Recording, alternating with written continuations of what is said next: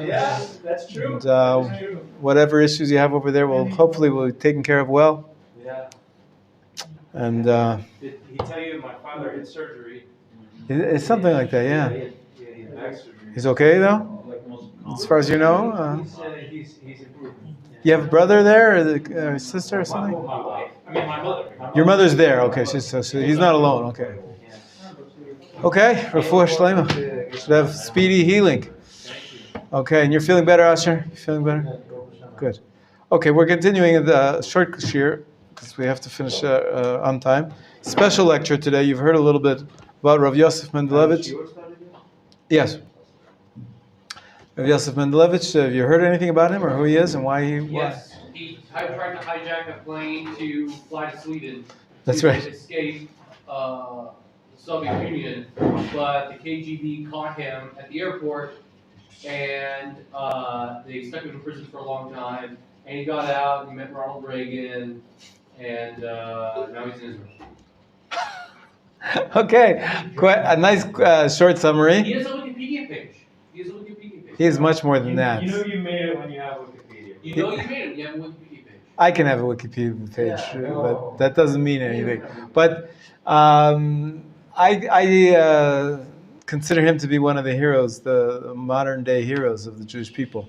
And I grew up, my father was very involved in the public fight to free Soviet Jewry.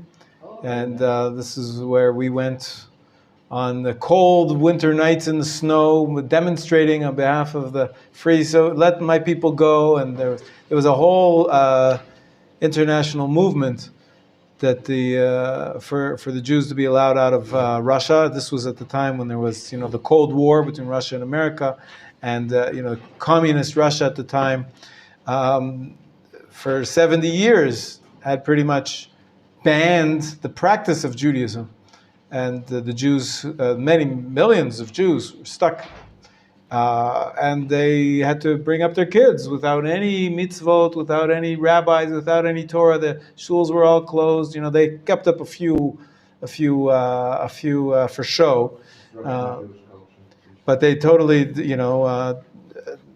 millions of Jews were stopped from their heritage, and in the 70s, this movement was they're called refuseniks, because they asked to emigrate from Soviet Russia, and they were refused, and they were put in jail, and they were persecuted, and it's a miracle that they even wanted to come to Israel, that they even knew that they were Jewish after so many years of having it literally beaten out of them. That to be fair, it was on their passports. Like you have like a race identifier on your passport. Right, to be proud of something that causes you only persecution, the anti-Semitism. They couldn't get into the schools. They couldn't get advancement in their careers. If you were Jewish, you were not allowed to have any. There was always a ceiling of how far you can go. And so the fact that they decided, these few individuals, which were the leaders of a movement, that they. With the help of the Jewish people around the world who woke up and tried to help them, is an amazing phenomenon of modern Jewish history. And Yosef Mendeleev teaches here in the Machon. He was friendly in jail and in Russia there with the members of the underground, the Jewish underground, that were trying to rebel against the communist Russia and to get out and to practice their Judaism. He was friendly there with a fellow called Natan Sharansky. In the day, it was called Anatoly Sharansky. Also, perhaps he was the face of the movement. I'm reading a book now by someone who actually did that marketing genius of choosing one person to be the face of the movement. In any case, as I said, personally, I was very involved in the movement as my father brought me into it, and then when Natan Sharansky himself eventually got out, I went to the airport to receive him with tens of thousands of people. It's really, it was an emotional event. And then my father, of blessed memory, because he had been so involved in helping Sharansky and Edelstein and throughout the movement to free Soviet Jewry, and then after they got free, he helped them start their political party here in Israel. He became friendly with him after he made Aliyah. He was in Canada at the time, but then when my father came to Israel, he helped them start what's known as Yisrael B'Aliyah. That was the name of the political party, to fight for the rights of these Russian Jews who finally made, in the 90s, over 1 million Jews left Soviet Russia once the floodgates were opened, and they came to Israel, but then nobody was taking care of them. So they decided to create a political party so that they would have some clout. And my father helped them, he was so helpful to them and so central that they, when they were starting the party, they decided to put his name on the list as one of the members of the party. He was I think number 7 on the list. Number 1 was Sharansky, number 2 Edelstein, and then there was a few others. And number 7 was my father. That's pretty high. Everybody thought that, okay, it's nice to get a little respect, and that they thought it's a cute gimmick because my father was from North America. He wasn't Russian in any way, but he knew Russian. He knew 14 languages. My father was a special guy. And so when they had the first elections where they ran in the elections, they got not 3 or 4 seats like all the surveys gave them, but they got 8 seats. So my father became a member of Knesset. It was hilarious. He's a professor from Canada, and within a few years he was a member of Knesset. I think it was the quickest move from an Oleh Hadash to be a member of Knesset. Yisrael B'Aliyah was the name of the party. This was way back in the 90s when, no, not the 90s, but Bibi Netanyahu's first stint as a prime minister for 3 years. Was it? 1996. 86? 96. Yeah, it was in the 90s. Yeah, the end of the 90s, 1996. So, yeah, so that was really a trip. Went to visit him in the Knesset. I was at the swearing-in ceremony, and in the end, it was short-lived. But I guess in Israeli politics, a 3-year term is actually quite long because there's always turmoil in the Israeli political scene. In any case. The party does no longer exist. No, after it's a different party. It's a different party run by another Russian immigrant who's now the Minister of the Treasury, Avigdor Lieberman. But that's my father. He has a Wikipedia page too. So I see the resemblance. Oh, good. Yeah. Okay. It's over here. The resemblance is all on top, as they say. In any case, so Yosef Mendelevich is a hero. His particular story connects to the one I was telling just a little bit because he was friends with Natan Sharansky, and they had a little method of, they found themselves in the same prison in Russia, both imprisoned for trying to get out. And they used to talk to each other through the toilet. It was because the sewage, the pipes were connecting from one. So if they emptied out all the water, they realized that they could actually hear each other through the toilet. So and like Mendeleev was a little bit older. He knew a little bit more Hebrew, and Natan Sharansky didn't know much at the beginning, but he somehow found the Jewish pride, and he started off being a human rights proponent. He was an aide to Andrei Sakharov, you might have heard of, who was a big fighter for human rights in Russia. In any case, so he would be teaching him Hebrew through the pipes from like one toilet to the other toilet in the next cell, and then they had a whole system of like Morse code, and tapping, and basically that's how he learned, to say Shema Yisrael and to like some basic rudimentary words of Hebrew. We're so blessed that here we are. We have a proper classroom with heating, and we don't have to be afraid of the authorities coming and stopping us from learning Torah. It's really fascinating. So This fellow, Yosef Mendeleev, is a teacher here in Machon Meir in the Russian department for many years. He wrote a book as well about his experiences, 2 books, as a matter of fact. I have both of them at home. One of them is even in English. The other one was written in Hebrew, or maybe in Russian. It got translated. But he's definitely a hero. These young Jews, one could say crazy rebels, for all intents and purposes, brought down the Iron Curtain. They brought down the Russian Empire. It was the biggest empire in the world. It's amazing. It's amazing what you can do, you know. So I find them inspirational. So it's a treat to be able to hear a little bit of his life story in just a few minutes. Until then, let's learn some halacha in our regular scheduled programming. We have the ability to now learn Torah, and let's make the most of it. So I hope you enjoyed that little introduction, just so you should know and appreciate who we're going to hear in the next class. I took a few moments out. Okay? We need to talk about, we're continuing on the theme of Tsar Baalei Chaim, not the prohibition to cause pain to animals.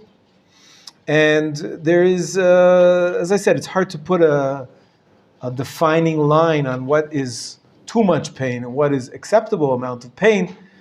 And we said that perhaps the one definition is the Ya'avetz, Yaakov Emden as he's known. He said you only violate biblical causing pain to animals if you cause pain to animals that serve humans, like horses and donkeys, but any other type of animal, it's not biblically prohibited. And that's why he said you can kill bugs all you want, right? Bugs, there's no prohibition of causing pain to whether it's rats or insects, ants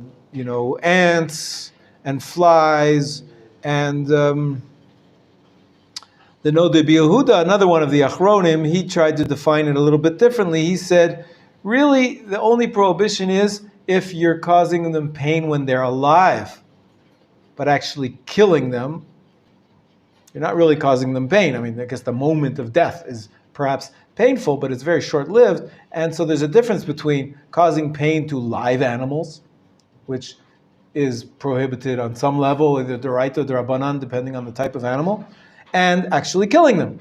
Killing them is not necessarily causing them undue pain, and so you're allowed to kill a fly if he's bothering you. You're allowed to kill a mosquito if he's bothering you. If you need to clean your house and you've got you want all those ants in the kitchen, and that's disgusting, and you don't want them there, so you're cleaning up. So you can use any method you want to kill them. Kill the ants either with a pesticide or smacking them with your hand, whatever it is. There is a tshuva of Rav Moshe Feinstein, again, speaking about the later day authorities. He says that if you're trapping a mouse, if you have a mouse in your house, and people get really crazy, if there's, right? The common meme is that, the women get really scared of mice, right? And they jump up on a chair, there's a mouse, you know what I'm talking about? So people don't like having mice in their house. It's not so healthy, but it's also just scary and something that people don't like. So you're allowed to trap the mouse and kill it and get rid of it. Now there's many different types of mouse traps. There's the mouse trap which kills the mice. Then there's the mice which poison them, right? That kills them. And then you have glue, right? Glue sort of so they get stuck there, and then you can take them outside, maybe. They don't actually get killed on the spot. You're not killing them. Maybe you just don't want them in your house, but take them away to the field somewhere nearby or not nearby. Is that better? So Moshe Feinstein says, yes, better. It's better not to kill them with your own hands and to use some kind of these, either poison or trap, because killing things, creatures, trains you to be cruel, trains you to kill, and you don't want to be trained as a killer. So you have to be sensitive to that. But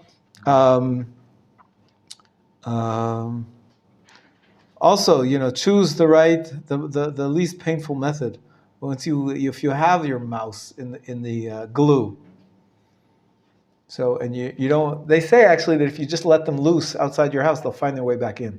They have a way. They have some kind of a sense that enables them to. So you really have to Once when I caught some cats that were really bothering me, wild cats near the house.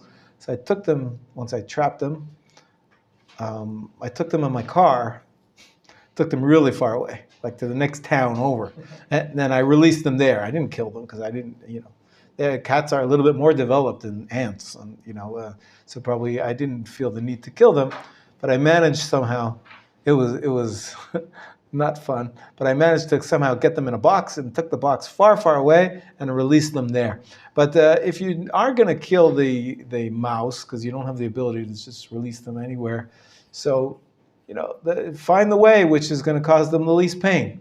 So don't drown them, okay, in the bathtub or anything like that. I think that's a little more cruel than just killing them in the way you do. You stomp on them, or hit them with a hammer or something. But if it's bothering people, then you're allowed to kill these insects and the little rodents. Of course, if there's a snake or a scorpion, which are dangerous to people, it's a mitzvah to kill them. It's a mitzvah to make sure that they don't harm human beings.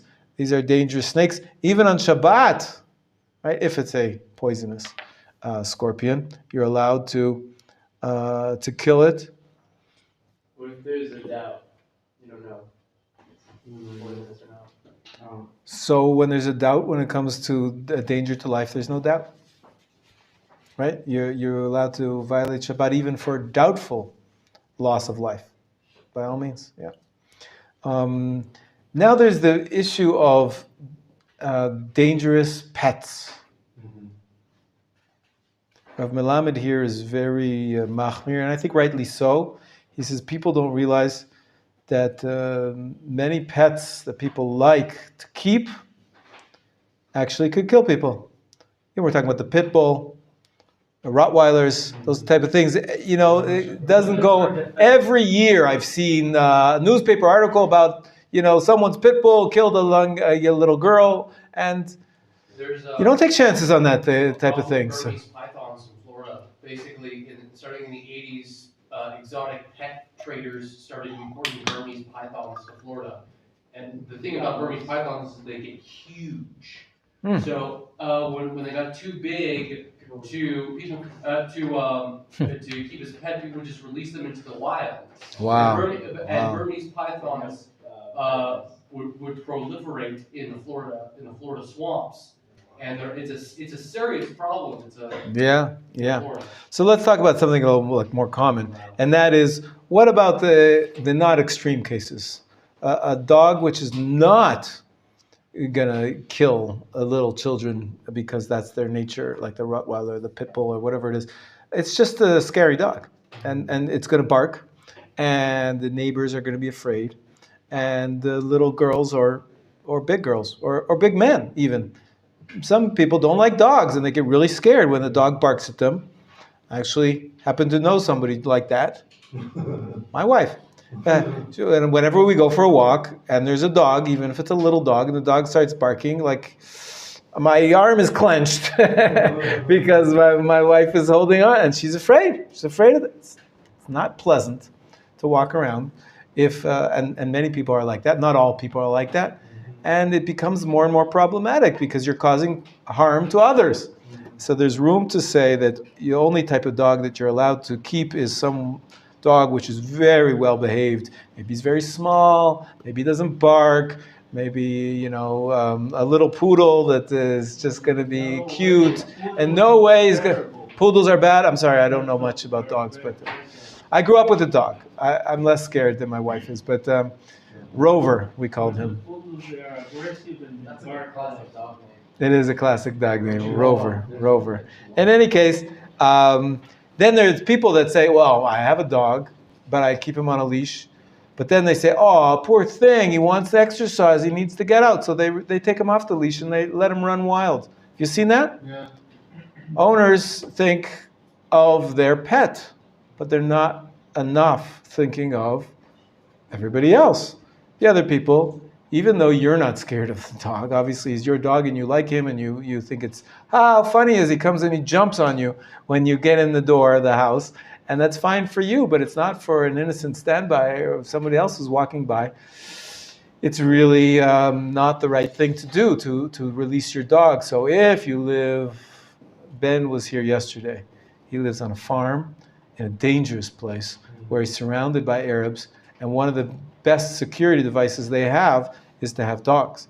Turns out that our neighbors who don't like us so much, I can't say the word because then I'll be accused of being racist or anything, but I will say it anyways. Arabs. Apparently Arabs are very scared of dogs. Very scared of dogs. It's fascinating. And it's a cultural phenomenon that more so than I think most of Western society is. They don't have dogs. They don't keep dogs. They're very scared of dogs. And so it's become known as the best security precaution you can have is to have big dogs if you're in a dangerous place. You're worried of terrorism being attacked.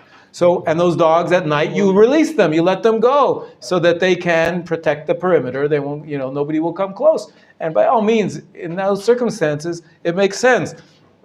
But other than that, if you have a scary dog that's going to be scaring people, it's problematic. Definitely to let them loose. And even if you keep them on a chain, make sure that you're not scaring. They don't come to the edge of the driveway and start barking every time everybody walks by. You have to be sensitive to others. Okay. Now it does happen, continue to say a few more things about pets, is that it does happen that your pet gets sick. And I think we mentioned this already, that if he's so sick and he can't live any longer, you're allowed to kill him. Again, killing is not the same thing necessarily as causing pain to a live animal. And it's if the animal's living just under pain. The animal doesn't have the same principle that we have with humans. In humans, every human life is precious. Every human life is holy. Animals are creatures of God. We're not allowed to cause them any pain, but they don't have the holiness of humans. And therefore, sometimes it's necessary to kill the animals, to put them down. We say it in a very laundered language usually. One more thing I want to say is that luckily in most civilized countries we don't have this anymore, but it used to be a very common sport, still is in some places, to have, in the arena you'd have gladiators and you'd have bullfighting, and the bullfighting would not only be bulls, they would have actually wild dogs chasing after slaves. And the crowd would watch and cheer whether the slave won or whether the dog won. And it sounds horrific to us. It's even going to sound more horrific when I tell you that oftentimes it was Jewish slaves that were put into the arena for everybody to watch. In the Colosseum, for sure. So they built it for that. Sorry. Sorry? Jewish Under the slaves Vespasian administration in 80 CE, about 60,000 of the 100,000 Judean prisoners of war were slaves and were raped. Right. Okay. So it goes without saying that this is not a sport that's approved of by the halacha. It's considered to be cruel. And as a matter of fact, Chazal said that because of that, you're not allowed to go to stadiums and arenas in general. So, But Rob believes. I know, it's a real problem. How do I go to the Canada Centre? In my day, Maple Leaf Gardens. And does that translate into not going to the baseball game at the baseball stadium? So some rabbis say, yes. What do you mean? It says stadiums, coliseums. it's a general ban. It's considered to be a place where you're just wasting time and doing worse, involved in cruelty. But most poskim say there is a big difference between, of course, watching gladiators and bullfights, and a bullfight also they starve the bull and then they get him angry so that and then sometimes the bull wins and the person the what's it called, the Bullfighter. matador, he gets killed or injured. So that's not a sport which is allowed. So, but is that the same as watching a baseball game? So you could say there's a problem with any sports because you're wasting your time. You should be studying Torah, but sometimes you need a break. Sometimes leisure. It actually was quite common in the yeshivish world in America to be expert on baseball statistics, and it's a very yeshivish type of leisure activity. So there's nothing, most poskim say that if there's no cruelty to animals involved and no cruelty to people, then sport is pretty benign. And again, you shouldn't be overly wasting your time, but definitely training animals to cockfights and that kind of thing, that's not allowed. Yeah. Like MMA or boxing or something like that? That's a sport of the human sport, which is dangerous. Literally punching each other in the face. Right. Some poskim say you're not allowed to involve yourself in any extreme sports which could cause death or bodily injury. Some poskim, believe it or not, forbid skiing because there's so many injuries in skiing. And what would they say about martial arts, MMA? So there's some poskim who say that a Jew shouldn't be involved in that. On the other hand, there's a certain level of it's hard to put your finger on how much is considered to be cruel and what are the statistics of how many people get injured versus how many people don't. It's very hard to draw a line. So of course there are poskim who allow it. Is this a profession for a good Jewish boy? I'd have to ask my grandmother. She always said that, when I decided to become a rabbi, she said, it's not a profession for a good Jewish boy. But, so, and then I told her that I don't like gefilte fish, and she said, are you Jewish? But, Do you eat it today? I still don't like gefilte fish. Nice. I hope she's proud of me up there in Shemayim somewhere for being a rabbi Your choice at is some not level. gefilte fish, but it's also your choice to insult gefilte fish in my presence. I didn't say anything, just saying that it's not my thing. It's not. You're allowed to be a... Now there is the question, can you have fish in an aquarium? Well, they're in no pain. Can you feed them worms? Well, the worms are going to die. But worms, again, we've said before, it's a lower level of the nervous system. Their brains are not developed, and so probably they don't feel any pain. And whatever's considered their food, it's a normal type of thing. What about the zoo?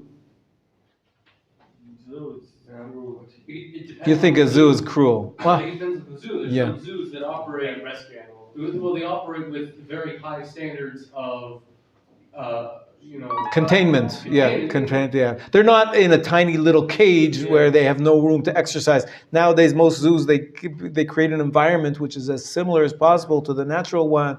And what you were going to say, Hirsch? He was saying how in ancient times in the Roman Colosseum, Jewish slaves were made to fight with dogs. And Yes. this is sort of the source of why it is a sword to do these violent sports with animals. Yes. With animals, yeah. Yes. Yes.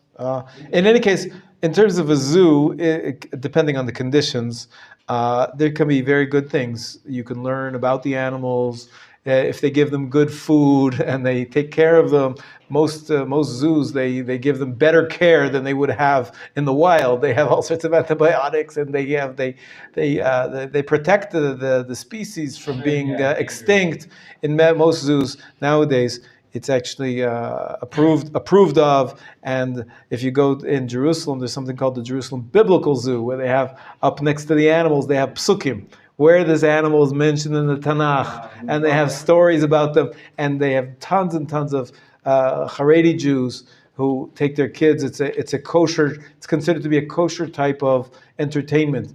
If you don't go to movies and you don't go to sports, and where are you going to go? The kids need to get out somewhere, so they go to the zoo. And it's a lovely. The Jerusalem Biblical Zoo, by the way, is a lovely zoo. And it's got that extra element of having a little bit of a biblical twist to it in the education component. Okay, we'll stop here. I'll let you guys go to the next special lecture, and we'll continue, Bezrat Hashem, tomorrow. What about, is there an